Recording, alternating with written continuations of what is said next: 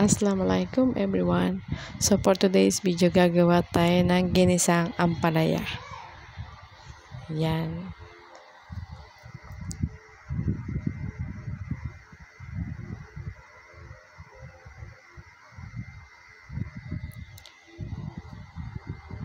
So first, let's prepare water and then add 1 teaspoon of salt. And then cut the ampalaya.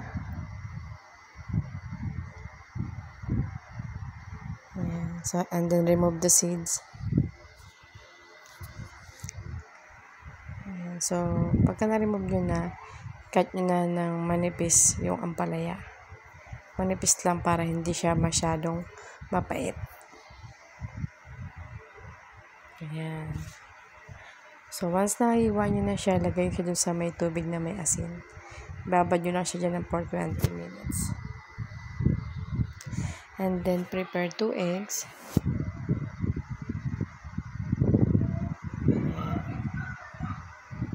Set aside nyo lang. And then, sa pan, lagyan lang kayo ng oil. And then, gisa kayo ng sibuyas. Ayan. Sasaute nyo lang siya for few minutes.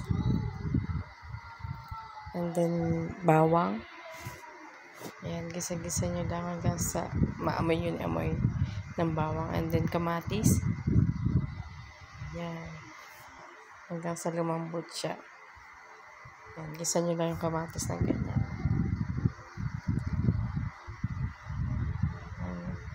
Then, add nyo na yung hiniwa yung ampalaya. Huwag nyo masyadong haluin para hindi siya masyadong pumait. Ayan. Konting asin.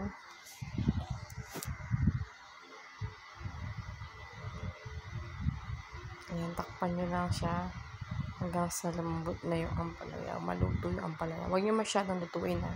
Lagyan nyo siya ng black pepper. Ayan. And then, lagay nyo na yung itlog. Ayan. Huwag nyo muna haluin. Tayo nyo lang ng few minutes before nyo haluin. Ganyan.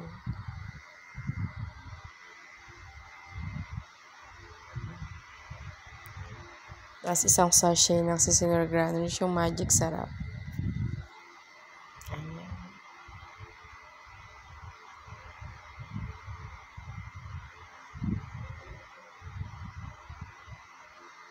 Okay, so done. Ayan na po yung ginisang ampalaya. There you have it. Thank you for watching. Till next time.